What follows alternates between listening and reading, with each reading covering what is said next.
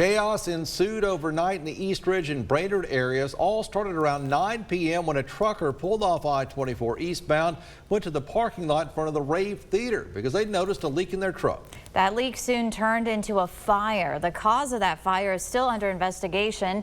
News 12's Nick Hill learned how that fire led to mandatory evacuations.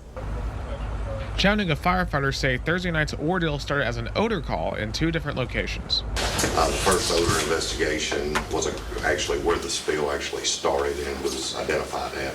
A half-mile down I-24 eastbound later, that odor turned into a hazardous situation. First responders made the call to evacuate a half-mile radius of the truck because of the chemicals it was carrying. Firefighters say the truck was carrying organic peroxide and sodium hydroxide. They say that when these chemicals catch on fire, it can cause skin irritation and respiratory problems. Approximately 200 first responders were on hand to try to contain the situation. I know it did a lot of disruption for residents and everything, but that is, the protection that they had to provide for them. You can see the aftermath here behind me, right in front of At Home and next to the Walk-ins Physicians Clinic here on McBrien Road. This truck is all torn to pieces by the firefighters who had to physically get themselves inside of the truck to contain those chemicals. As part of the evacuation, a temporary shelter was set up at the Chris Ramsey Community Center next to Brainerd High School.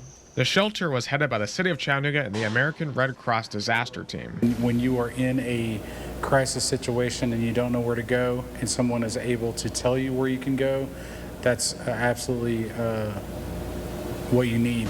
The shelter housed approximately 25 people affected by the mandatory evacuation. The order was lifted around 4:45 this morning. This is exactly what community centers are here in our community for. No injuries occurred as a result of the incident.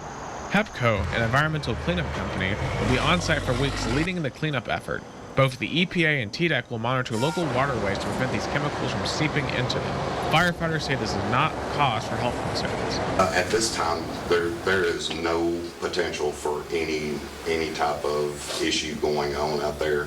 In East Ridge, Nick Hill, News 12.